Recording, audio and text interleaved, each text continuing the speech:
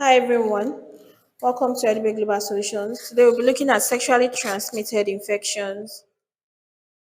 Sexually transmitted infections are contracted by exchange of body fluids through sexual contact. An STI can be transmitted quickly through a population, so individuals should know the sexual history of their partners, use a condom for barrier protection, have a medical check if any symptoms occur. STIs can be caused by bacteria, viruses, or fungi. Gonorrhea is a common STI caused by a bacterium. Bacterial STIs are treated with antibiotics, for example, penicillin, but resistant strains are developing. Viral STIs are increasing in frequency. These include AIDS, acquired immune deficiency syndrome. So a question here says, what are likely consequences of HIV infection?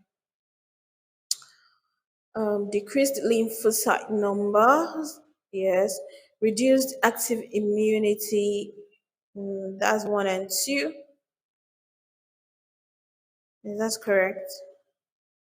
This slide is showing us a table of of two named STIs, their signs and symptoms, and then their mode of transmission and the way they can be treated.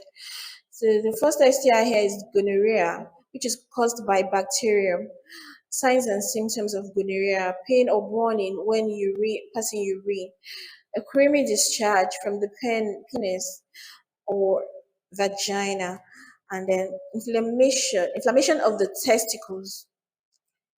The mode of transmission is usually by penetrative sex, that is, when the penis enters the vagina, mouth, or anus, and it can be treated once diagnosed by an easy test in a clinic.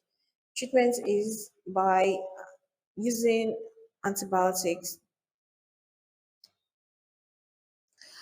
Acquired immune deficiency, the human immunodeficiency virus, HIV, which is the viral agent for acquired immune deficiency syndrome, AIDS. The signs and symptoms of AIDS is a flu-like illness in the early stages, and then many AIDS-related conditions may follow as the immune system begins to degenerate. The mode of transmission is unprotected sex with an individual with an infected person, and then contact with an infected person's blood, and from mother to child during pregnancy or childbirth, and then through the sharing of syringes while injecting drugs. There is no cure for AIDS, but antiviral treatment slow down the progression from HIV positive status to full-blown AIDS, while in the modern treatment inhibits the enzyme which the virus uses to copy itself. HIV is a sexually transmitted infection, STI.